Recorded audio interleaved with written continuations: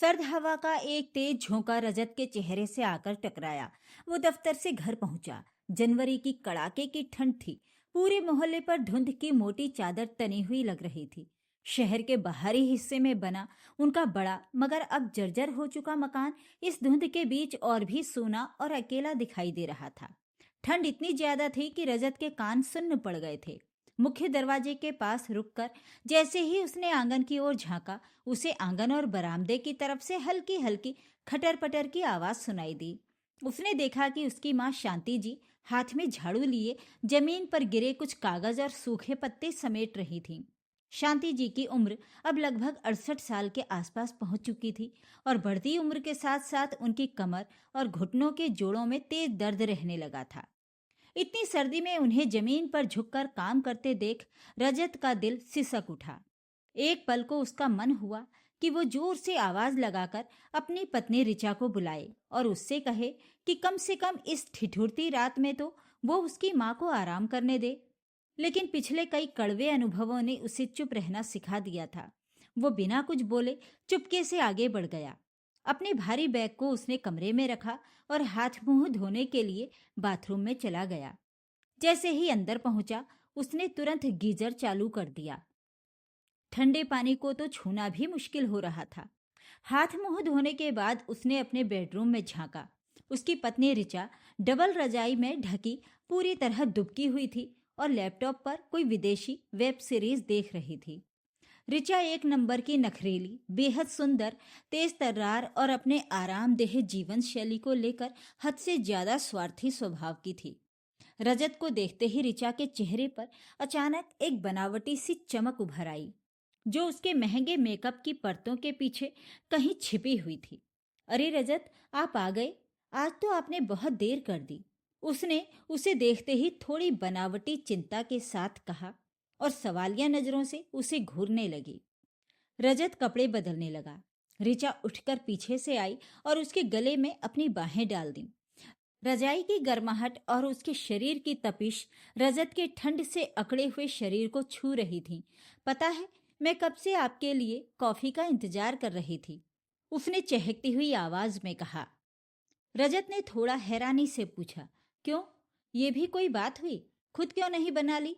ऋचा ने बनावटी शर्म के साथ तिरछी नजरें उसकी ओर उठाकर देखा, हल्का सा मुस्कुराई, फिर अचानक बोली, चलो चाय तो पिलाओ, बहुत ठंड लग रही है। और सुनो, उसका लहजा तुरंत शिकायत में बदल गया। काम वाली मीरा कल से छुट्टी पर चली गई है। बोली है उसके देवर की डेथ हो गई है, तो उसे 10 दिन के लिए गांव जाना पड़ेगा। मुझसे तो घर का इतना सारा काम धाम, खासकर बर्तन झाड़ू पोछा, कुछ नहीं होने वाला। आपको तुरंत कोई और इंतजाम करना पड़ेगा। माँ कहाँ है? रजत ने अपनी आवाज को भरसक शांत लेकिन गंभीर रखते हुए पूछा। पता नहीं, ऋचा ने दोनों कंधे उचकाते हुए लापरवाही से कहा। मुझसे उनकी ज्यादा बातचीत ही कहाँ होती है। मेरे बस का नहीं है उनकी फालतू बातें सुनना। पुराने जमाने की शिकायतें, किस किस ने क्या कहा, गांव में किसके खेत में क्या बोया गया और कौन सी औरत किसके यहाँ कब गई। मुझे ये सब बकवास सुनने से अच्छा है मैं अपनी सीरीज देखूं। रजत कुछ पल के लिए सोच में डूब गया। उसके भीतर एक टीस सी उठी। चलो, ये तो बहू है, उसने मन ही मन सोचा, पर माँ का बेटा भी कहाँ पूरी तरह उनका हो पाया है। उसके पिताजी को गुजरे अब लगभग 25 साल हो चुके थे। माँ हमेशा से ही अपने सारे दुख, पीड़ाएं और अपमान चुपचाप अपने भीतर समेट कर खामोशी से जीती आई थी। जब रजत सिर्फ 12 साल का था, तभी उसके पिता की मृत्यु हो गई थी, पर शांति जी ने उसे कभी किसी चीज की कमी महसूस नहीं होने दी। शहर से लगे गांव में 30 बीघे की पुश्तैनी जमीन की खेती उन्होंने अकेले ही संभाली थी। ये बात उसके चाचा महेश और ताऊ मनोहर कभी बर्दाश्त नहीं कर पाए कि एक औरत जो उनके सामने कभी ऊंची आवाज में बोलती तक नहीं थी, उनकी बराबरी करे और अकेले दम पर खेत खलिहान और मुकदमेबाजी संभाल ले। उन्होंने उसे परेशान करने में कोई कसर नहीं छोड़ी। कभी कागजों में अड़चन, कभी गांव के दबंगों को उकसाकर दखल दिलवाना, कभी अदालत के चक्कर।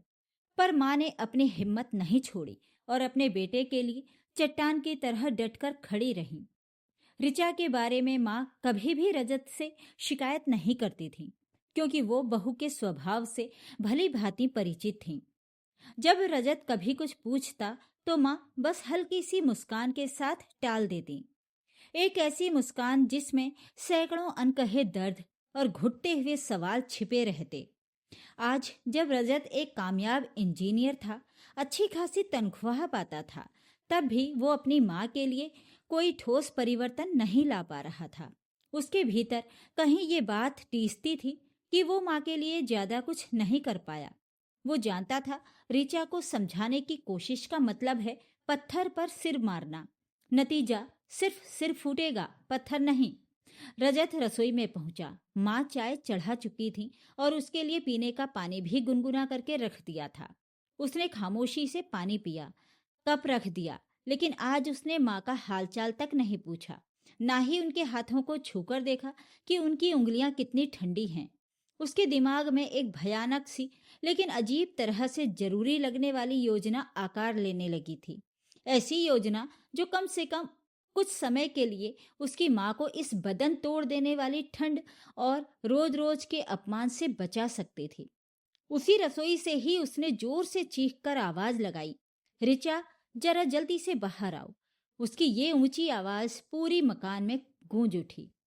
बेडरूम में आराम से लेटी ऋचा झल्लाते हुए रजाई लपेटे बाहर आई और आकर दरवाजे के पास खड़ी हो गई। उसकी भौहें चढ़ी हुई थीं, चेहरा चिड़चिड़ाहट से तना हुआ। रजत ने गुस्से से चीख कर कहा, ये बूढ़ी औरत मुझे पूरे मोहल्ले में बदनाम कर देगी। ऋचा हैरत से उसे देखने लगी। क्या हुआ? किसके बारे में कह रहे हो? रसोई के एक कोने में खड़ी शांति जी के पैरों तले जैसे जमीन खिसक गई। उनके हाथ कांपने लगे, आंखें फैल गईं। वो समझ ही नहीं पा रही थीं कि अचानक उनके बेटे को क्या हो गया। रजत ने अपनी आवाज को और सख्त और ऊंचा करते हुए कहा, अभी बाहर गली में शर्मा आंटी मिली थी। कह रही थी, रजत, तुमने तो अपनी माँ को नौकरानी बना रखा है। आज काम वाली नहीं आई तो तुम्हारी माँ ही सारे बर्तन मांज रही थी, झाड़ू लगा रही थी, ठंड में कांप रही थी, और तुम दोनों कमरे में रजाई में घुसे पड़े थे। सोचो कैसी बातें हो रही हैं मोहल्ले में। इसीलिए तो मैं तुम्हें कितनी बार कह चुका हूं कि अलग हो जाते हैं, अलग घर ले लेते हैं, पर तुम हो कि मेरी एक नहीं सुनती। ये सब बातें रजत ने जानबूझकर कही थी, बिल्कुल झूठ, ताकि ऋचा के अहंकार और पड़ोसियों के बीच उसकी इज्जत की चिंता को गहरी चोट पहुंचे। माँ की आंखों से आंसू टपकने लगे। उन्होंने कोई सफाई नहीं दी, ना ही कोई विरोध किया, बस थके हुए भारी कदमों से मुड़ी और अपने कमरे की ओर चली गईं। रजत ने ऋचा की ओर मुड़कर सख्ती से कहा, जाकर जल्दी से खाना बनाओ, और सुनो, इस बुढ़िया से अब कोई काम मत करवाना। ये मेरी इज्जत का सवाल बन चुका है। ऋचा ने मन मारकर जैसे तैसे सब्जी और रोटियां बना ली। वो जानती थी कि अब उसे ढोंग करना पड़ेगा कि वो अपनी सास का बहुत सम्मान करती है, वरना बात हाथ से निकल सकती है। खाना बनाकर वो अपना और रजत का हिस्सा कमरे में ले आई। रजत ने प्लेटों की तरफ देखते हुए पूछा, माँ को खाना दे दिया तुमने? बनाकर रख दिया है, अपने आप ले लेंगे, ऋचा ने अनमनेपन से कहा। आप इतनी चिंता मत करो, और हाँ, अलग रहने वाली बात पर जरा सीरियस हो जाओ। बार बार कह रही हूँ, हमें अलग होना चाहिए। ऋचा, तुम्हारा दिमाग खराब हो गया है क्या? रजत का लहजा अचानक ठंडा लेकिन बेहद कठोर हो गया। इतनी जमीन जायदाद, ये मकान, सब कुछ माँ के नाम पर है। अगर तुमने अभी अलग होने की जिद की तो हमारा सब कुछ हाथ से निकल जाएगा। ऋचा तुरंत बोली, पर वो तुमसे बहुत प्यार करती हैं, वो ऐसा कुछ नहीं करेंगी। आप भी ना बेकार डरते हो। तुम बहुत बड़ी बेवकूफ हो ऋचा, रजत ने गहरी सांस लेकर कहा। अरे, रिश्तेदार ताक में बैठे रहते हैं। मेरे चाचा महेश और ताऊ मनोहर तो जमीन हड़पने का कोई भी मौका नहीं छोड़ेंगे।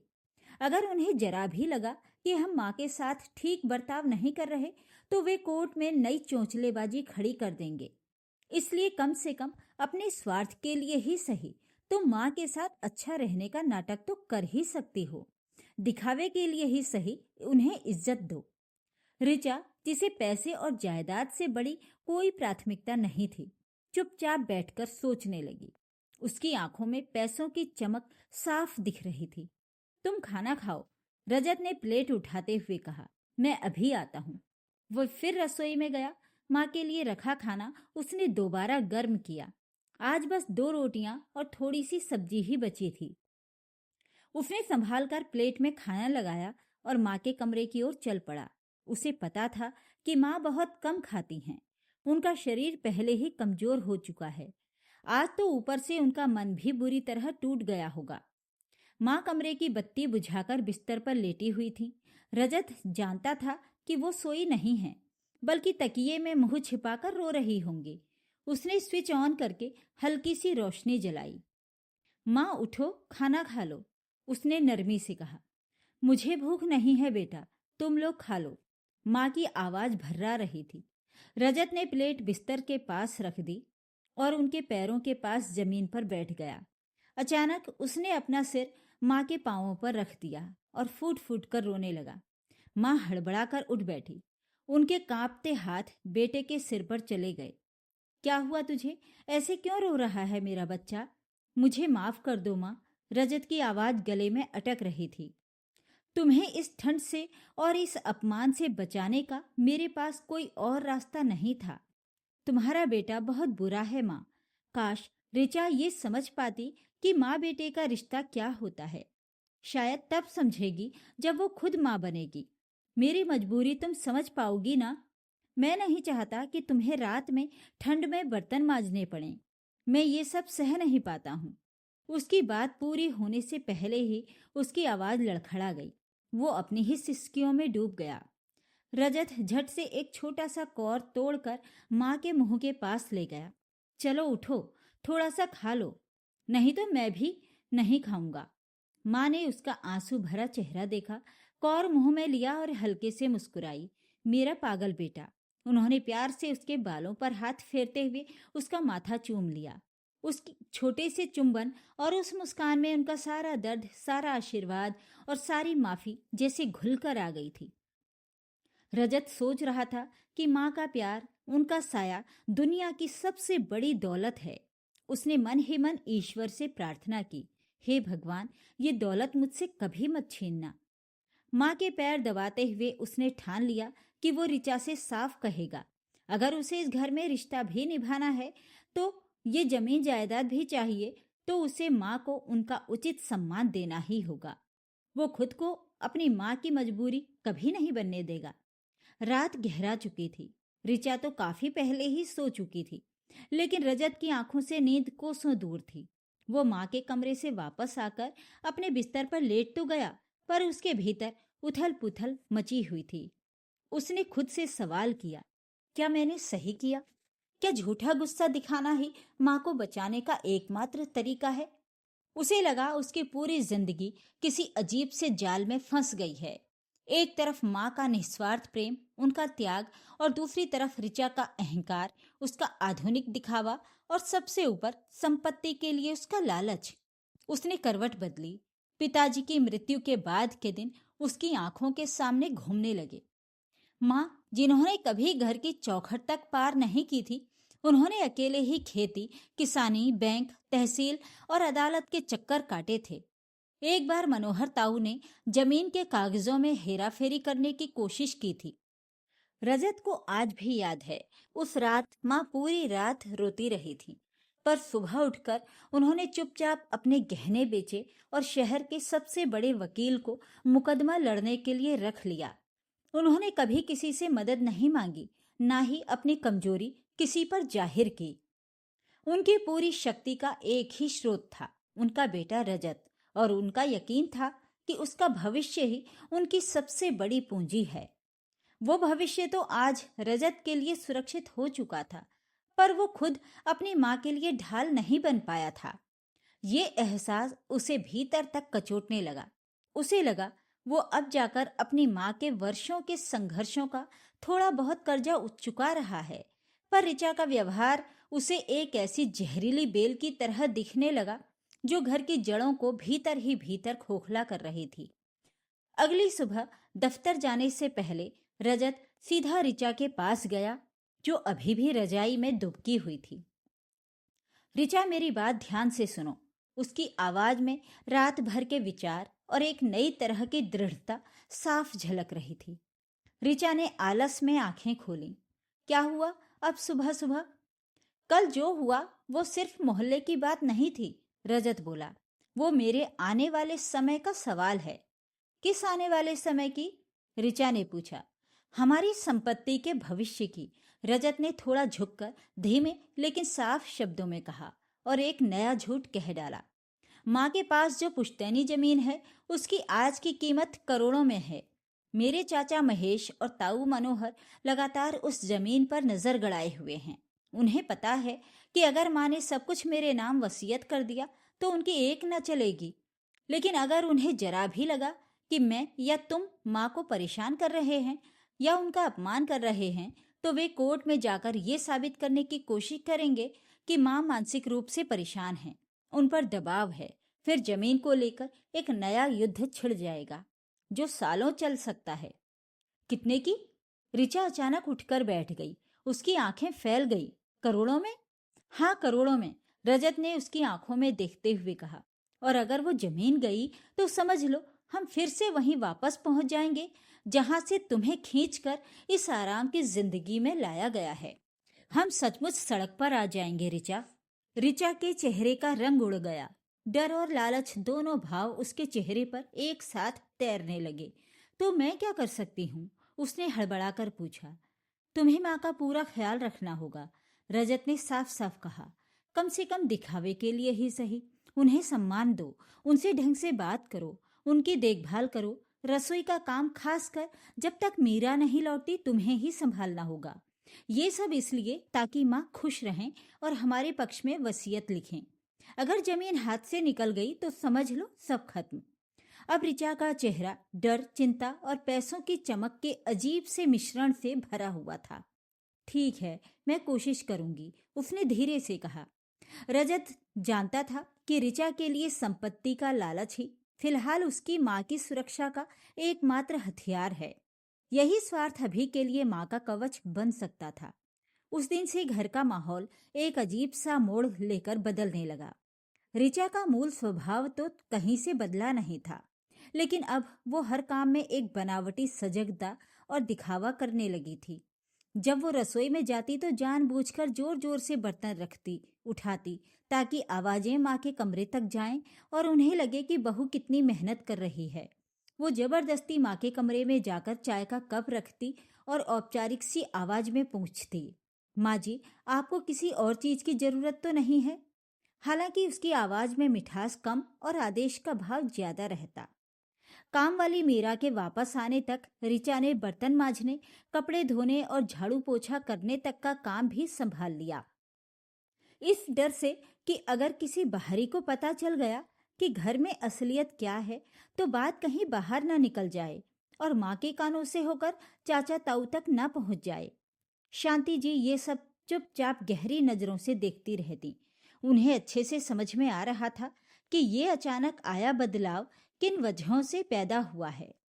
उन्हें अपने बेटे की मजबूरी पर दर्द भी होता था कि वो उनकी रक्षा के लिए झूठ का सहारा ले रहा है, पर साथ ही उन्हें एक हल्की सी राहत भी महसूस हो रही थी कि अब कम से कम उन्हें ठंडे पानी में हाथ डुबाकर बर्तन नहीं मांजने पड़ रहे, ना ही जमे हुए जोड़ों के साथ झुक झुक कर फर्श साफ करना पड़ रहा है।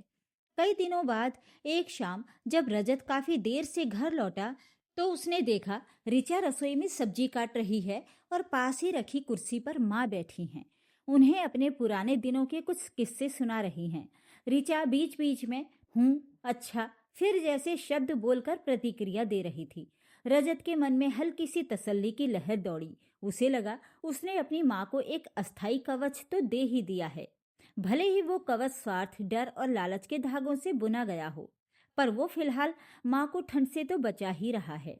कुछ दिन बाद मीरा गांव से लौट आई और घर का कामकाज फिर से अपनी पुरानी रफ्तार पर आ गया।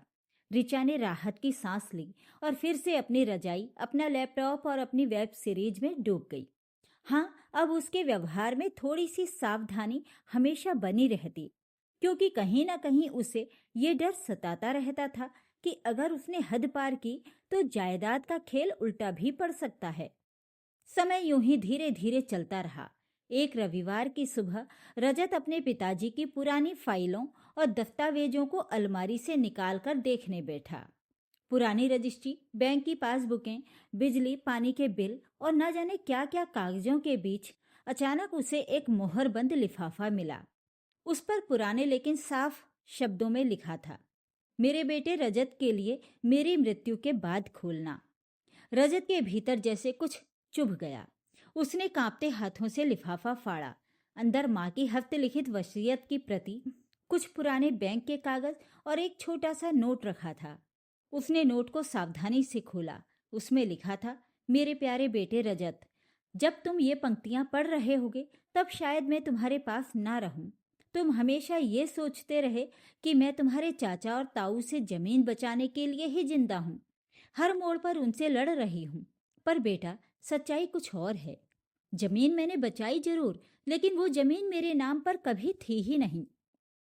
जब तुम 18 साल के हुए थे तभी तुम्हारे पिताजी ने सारी पुश्तैनी जमीन चुपचाप तुम्हारे नाम ट्रांसफर कर दी थी। तुम इस जमीन के असली मालिक आज से नहीं, पूरे 18 साल पहले ही बन चुके हो। मैंने ये बात तुमसे भी छुपा रखी थी और तुम्हारे चाचा ताऊ से भी।